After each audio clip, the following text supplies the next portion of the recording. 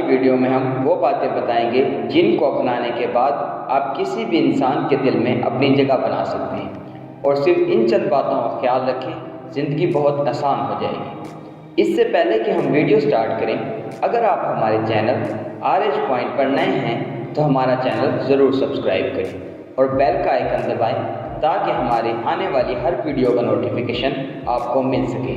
तो चलिए video start करते हैं। आप किसी से भी बेवजह नाराज़ होना छोड़ दें। सख्त अल्फाज और लहजे का इस्तेमाल करना छोड़ दें।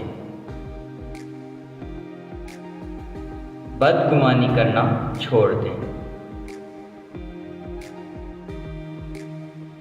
मनफी सोचों की जगह अच्छी सोचें अपनाएं।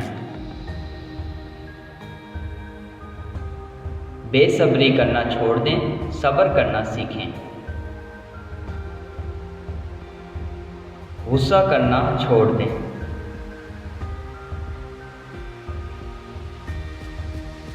ज़्यादा सोचना छोड़ दें।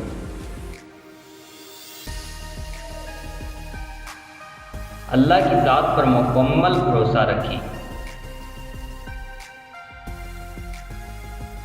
छोटों पर शफ़क़त और बड़ों की इज़्ज़त करना मामूल बनाएं।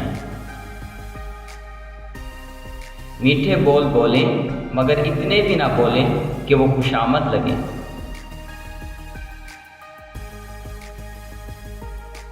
अच्छा बोलें, अच्छा सोचें और हमेशा अच्छे की उम्मीद रखें।